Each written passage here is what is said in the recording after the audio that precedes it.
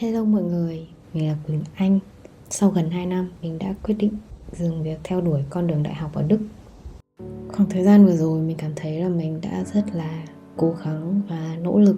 Khi phải đưa ra quyết định dừng lại, mình cảm thấy rất là buồn. Tại vì mình cũng rất là tâm huyết với nó, tâm huyết với cái sự lựa chọn này. Trên hành trình này mình thử, sai, thất bại, rồi lại thử lại, rồi lại thất bại, rồi lại thử lại. Cứ như vậy, có những ngày tháng mình chỉ ăn cơm với trứng và cố gắng sống qua ngày. Nhưng mà mình thấy là mình rất là giàu. Mình thấy là mình giàu trải nghiệm.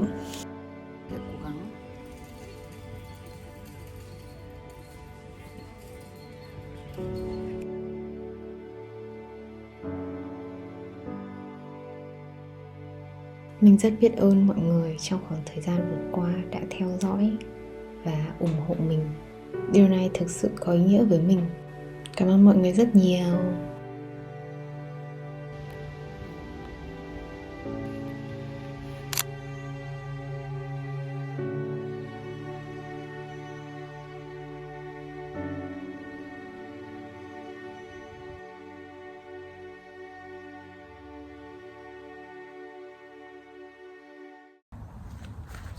Được chưa? Hello mọi người, mình là Quỳnh Anh, mình là du học sinh Đức. Mình hiện tại đã chuyển từ việc học đại học sang học nghề. Yeah! Mình không còn theo đuổi con đường học đại học nữa. Nếu như mọi người hỏi mình là mình có hối hận vì mình đã từng theo việc học đại học không, thì mình nghĩ là không. Mình nghĩ là nếu như mà mình không thử thì mình cũng sẽ không biết được là cái sự lựa chọn đấy nó có phù hợp với mình hay không. Nếu như thực sự muốn đi theo con đường đấy thì cứ đi con đường đấy, không vấn đề gì cả.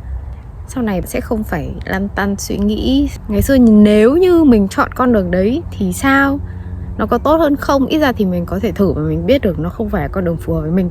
Sau này mình không còn phải lăn tăn suy nghĩ về chuyện cũ nữa. Mình có thể dốc toàn tâm toàn lực vào cái việc mà mình đang làm, kiểu như vậy. Kể cho mọi người cái câu chuyện đi phỏng vấn. Bên cạnh cái việc mà mình nhờ anh chị bên trung tâm tìm hợp đồng cho mình, thì mình cũng thử tìm xem thế nào. Anh Tuấn bảo mình là mày chuẩn bị cho anh một bộ hồ sơ hoàn chỉnh xem nào, để anh mang đi anh apply. Thì mình lên trên Indeed ấy, xong rồi mình xem những cái form Anschreiben với cả motivation các thứ, thì mình cố gắng mình làm cho nó trau chuốt nhất. Mình làm xong là mình cũng mang đi mình apply. Mình apply trên Azubi với cả Ausbildung. Mình mang đi mình apply rất nhiều nơi, nhưng mà chỉ có một số nơi trả lời thôi. Mình cũng phải apply khoảng 10 nơi ấy. Chỗ nào còn tuyển là mình nộp hết đơn. Là mình có lên chỗ mention để mình phỏng vấn. Thì cái lúc mà mình lên trên đấy là hôm trước là mình ở lại một đêm ở hotel. Xong là đến hôm sau mình đi mình phỏng vấn. Mình phỏng vấn thì lúc mình đến giới thiệu bản thân, tại sao mình lại thích công việc này. Nên là sau khi mà nói xong thì họ đưa mình đi làm quen với cả phòng khám. Mình cũng đi mình làm quen với phòng khám. Xong là mình gặp ai mình cũng cười rất là tươi. Các chị còn hỏi mình là em có niềng răng không? Mình bảo mình chưa niềng răng bao giờ. Hẳn hai chị gặp ai mình cũng cười rất là tươi. Tại vì mình nghĩ là nếu như cười tươi thì tạo được thiện cảm ấy. Thế là gặp ai mình cũng cười. Cuối cùng mình vẫn trượt. Thì xong là mình có một bên ở Hamburg và một bên ở Hannover nữa. Với cả một bên phỏng vấn online thì mình nghĩ là thôi, mình không đi lên trên đấy nữa. Tại vì đi mỗi bên một ngày phỏng vấn, xong rồi là đi về thì mệt lắm, với cả tốn kém. Thì mình nghĩ là thôi, chắc là mình không lên Hannover với cả Hamburg nữa. Tuy nhiên tối hôm đấy có vợ chồng hai bác này. Một bác người Đức, còn một bác là người Việt Nam. Thì bác người Việt Nam bảo mình là thế thì cháu cứ đi lên trên này làm, xong rồi là có gì nhà như các thứ như nào mà nhà mà không tìm được thì bác tìm cho.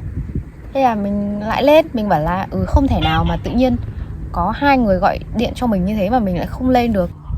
Khi mà mình nhận được cái cuộc gọi đấy trước cái ngày mà mình đi phỏng vấn thì mình nghĩ là chắc chắn đây là một cái tín hiệu là mình nên đi phỏng vấn rồi, mình phải đi phỏng vấn thôi. Cảm giác của mình là như thế. Tại vì mình đang định không đi mà. Khi mà mình đến và mình cũng chỉ có vào mình giới thiệu bản thân một tí, xong rồi là họ đưa mình đi tham quan phòng khám tiếp. Mình cũng đi vào, mình đứng mình xem. Tí nữa họ còn bảo mình đi vào cầm cái hút hút nước để hút. Thế mình cũng vào mình hút. Xong là về sau mình nhận được hợp đồng thì mình cảm thấy là ui, cảm thấy không biết phải nói như nào ấy, thực sự cảm thấy vừa biết ơn những cái may mắn mà mình nhận được, cũng biết ơn bản thân mình, tại vì là mình đã cố gắng đến cùng ấy. Mình cố gắng đến hơi thở cuối cùng, có nghĩa là lúc đấy là chỉ còn hơn 1 tháng nữa mình hết hạn cái giấy tờ của mình ở đây. Mình nghĩ là nếu như mà mình đã quyết định làm cái gì rồi thì mình cứ làm và tin tưởng vào bản thân. Ông làm gì ấy? Ông cho cháu phỏng vấn tí được không? Được, cứ phỏng vấn đi. Cái vui vẻ, một cái phấn khởi, mà thấy tự hào.